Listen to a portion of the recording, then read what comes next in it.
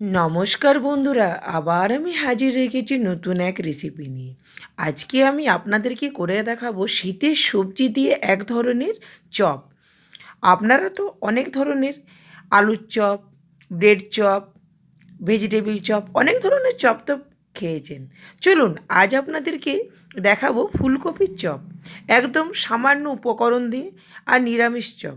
আপনারা এটা বানিয়ে যে কোনো দিন তৈরি করে খেতে পারেন। দেখুন এখানে আমি ফুলকপিগুলো টুকরো টুকরো করে কেটে নিয়েছিলাম। এভাবে ছোট ছোট পিস করে ফুলকপিগুলো কেটে নেব।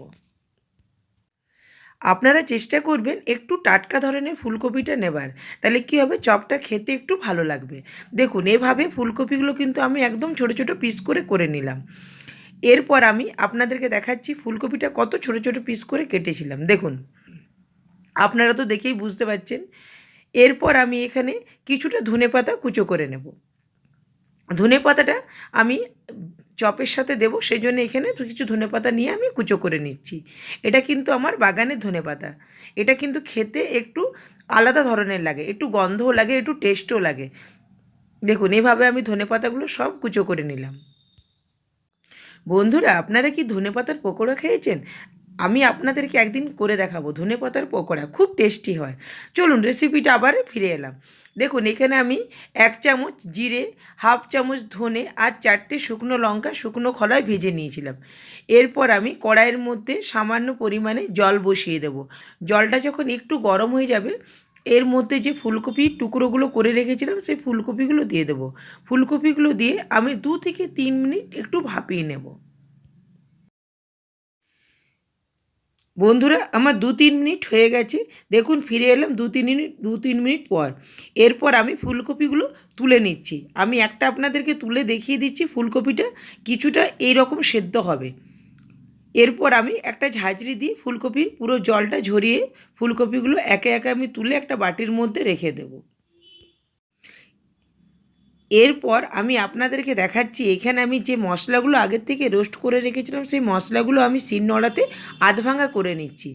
এটা কিন্তু মিক্সিতে করলে পুরো গুঁড়ো হয়ে যাবে, এই জন্য আমি এটা শিলনোড়াতে আধভাঙা করে নিচ্ছি, কারণ আধভাঙা করলে টেস্ট একটু অন্যরকম লাগবে। এরপর কড়াইয়ের মধ্যে সামান্য পরিমাণে সর্ষের তেল গরম করে এখানে আমি কিছুটা বাদাম ভেজে তুলে রাখবো, কারণ চপের সাথে একটু বাদাম ভাজা দিলে খেতে ভালো লাগে। এরপর আমি বাদাম ভাজাটা তুলে নেবার পর এখানে সেই তেলের মধ্যে এখানে আমি 4টে কাঁচা লঙ্কা আর 1 টুকরো আদা আমি হাম্বলদিস্তে একটু থেতো করে রেখেছিলাম, সেইটা দিয়ে দিলাম তেলের মধ্যে। যখন মশলাটা আমার 2 থেকে 3 মিনিট কষানো হয়ে যাবে, এরপর সামান্য পরিমাণে হলুদ গুঁড়ো, ধনে গুঁড়ো, জিরে গুঁড়ো, লাল লঙ্কা গুঁড়ো এগুলো দেওয়ার পর আমি আবার আঁচটা সিম করে 2 থেকে 3 মিনিট ভালো করে কষে নেব। যখন মশলার থেকে তেল ছেড়ে আসবে, এর মধ্যে 500 গ্রাম আলু আগের থেকে সেদ্ধ করে রেখেছিলাম, সেই আলুটা দিয়ে দেবো। আলুটা দিয়ে আমি খানিকক্ষণ নাড়াচাড়া করার পর এখানে সামান্য পরিমাণে নুন দেব। নুনটা কিন্তু পরিমাণ মতন দেব, কারণ বেসনের মধ্যে নুন লাগবে। এখানে যে মশলাটা আমি ভেজে রেখেছিলাম সেই মশলাটাও দিয়ে দিলাম। আবার ভালো করে কষে নেবার পর ফুলকপিটা আলুর সাথে ভালো করে আমি ফুলকপিটা মাখা মাখা করে নিচ্ছি। যখন আমার ফুলকপি আলু ভালো করে মাখা মাখা হয়ে যাবে, এরপর নামাবার সময় আমি উপর থেকে ধনেপাতা আর যে আগের থেকে বাদামটা ভেজে রেখেছিলাম সেই বাদামটা দিয়ে আমি ভালো করে আবার নাড়াচাড়া করে নেব। আমি কিন্তু গ্যাসটা বন্ধ করে দিয়েছিলাম। দেখুন এভাবে আমি ভালো করে নাড়াচাড়া করার পর ঠান্ডা করে নেব। ঠান্ডা করার পর একটা থালার মধ্যে আমি চপের মশলাটা রেডি করে নিয়েছি।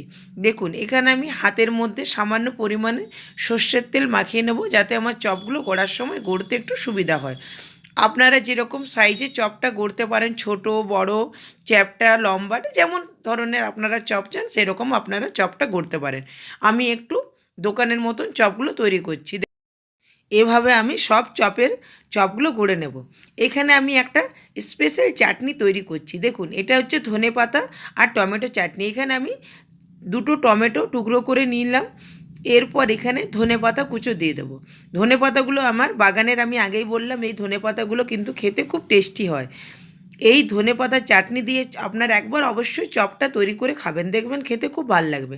এখানে আমি পরিমাণ মতন ধনেপাতা দিয়ে দিলাম। এখানে আমার 1 আঁটি ধনেপাতা ছিল। এরপর নুন দেব পরিমাণ মতন, চিনি দেব সামান্য, একটা কাঁচা লঙ্কা, আর এখানে আমি রসুন দিয়ে দেবো। আপনারা যদি রসুন না দিতে চান রসুন না দিলেও চলবে। এখানে কিন্তু আমি জল দেব না, আমি এটা এমনিতেই মিক্সিতে পেস্ট করে নেব। দেখুন তো আমার চাটনিটা পেস্ট হয়ে গেছে, আমি আপনাদেরকে খুলে দেখাচ্ছি চাটনিটা আমার কত সুন্দর হয়েছে। একটু দানা দানা থাকবে, খেতে তো মুখে লাগবে, খেতে খুব ভাল লাগে। দেখুন আমি এটা বাটির মধ্যে ঢেলে দিলাম। এটা কিন্তু পরোটা রুটির সাথে খেতে খুব ভাল লাগে। আপনারা অবশ্যই এই চাটনিটা বাড়িতে একবার হলেও ট্রাই করবেন। এরপর আমি এখানে বেসনটা তৈরি করে নিচ্ছি। এখানে একটা বাটির মধ্যে আমি 250 গ্রাম বেসন, পরিমাণ মতো নুন, ধনে গুঁড়ো, লাল লঙ্কা গুঁড়ো আর পরিমাণ মতন একটু হলুদ গুঁড়ো দিয়ে আমি জল দিয়ে ব্যাটারটা তৈরি করে নেব। বন্ধুরা এই রেসিপি আপনাদের ভালো লাগলে প্লিজ আমার চ্যানেলটাকে একটা লাইক আর সাবস্ক্রাইব করে দেবেন। আপনারা কী ধরনের নিরামিষ রান্না দেখতে চান অবশ্যই আমাকে কমেন্ট করে জানাতে পারেন, আমি চেষ্টা করব সে সকল রান্না আপনাদের সাথে শেয়ার করার। দেখুন এখানে আমার বেসনটা গোলা হয়ে গেছে, একটু একটু করে কিন্তু জল দিয়ে বেসনটা গলবো, একসাথে অনেকটা জল দেবো না, নইলে বেসনটা কিন্তু পাতলা হয়ে যেতে পারে। আপনারা চাইলে এর মধ্যে একটু খাবার সোডাও দিতে পারেন। আপনারা যখন চপের ব্যাটার তৈরি করবেন এভাবে বেসনটা একটু 5 থেকে 7 মিনিট ভালো করে ফেটাতে পারেন। ফেটালে কি হবে, চপটা কিন্তু ফুলে একটু ডবল হয় আর খেতেও টেস্টি লাগে। দেখুন আমার বেসনটা ফেটানো হয়ে গেছে। এরপর আমি এক একটা করে চপ, যে চপগুলো তৈরি করেছিলাম সেগুলো আমি বেসনের ব্যাটারে ডুবিয়ে ভালো করে আমি কোট করে নিচ্ছি। দেখুন এভাবে আমি ভালো করে ডুবিয়ে নিলাম। এরপর একটা একটা চপ আমি তেলের মধ্যে ভেজে নেব। আজকে কিন্তু আমি চপটা সর্ষের তেলে ভাজবো। সর্ষের তেলে চপ খেতে খুব ভাল লাগে। দেখুন এভাবে আমি একটা একটা করে চপ ছেড়ে দিলাম, আর একসাথে অনেকগুলো চপ দেব না, আঁচটা সিম করে একটা দুটো করে চপ ছাড়বো। তাহলে কি হবে, চপটা কিন্তু পুরোপুরি ভাজা হবে।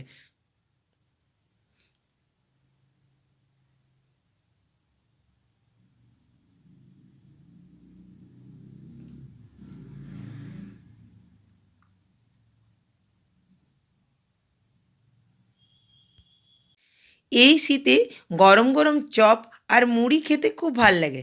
আপনারা অবশ্যই এই চপটা বাড়িতে একবার হলেও ট্রাই করবেন। এই সময় বাজারে টাটকা ফুলকপি খুব সুন্দর সুন্দর পাওয়া যাচ্ছে। দেখুন আমার এক পিঠটা ভাজা হয়ে গেছে, এরপর আমি চপটা উল্টে দিলাম।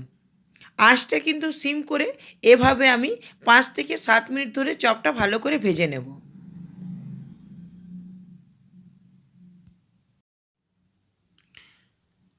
দেখুন বন্ধুরা আমার চপটা ভাজা হয়ে গেছে। এরপর আমি চপগুলো তুলে নিচ্ছি। ভালো করে চপগুলো কিন্তু তেলটা ভালো করে ঝরিয়ে আমি চপগুলো সব ভেজে নেব। বন্ধুরা দেখুন আমার চপগুলো ভাজা হয়ে গেছে। আমি আপনাদেরকে একটা ভেঙে দেখাচ্ছি চপটা ভেতরে কত সুন্দর দেখতে লাগছে। বন্ধুরা আজের মতন এই পর্যন্ত, দেখা হবে নতুন কোনো রান্নার এপিসোডে।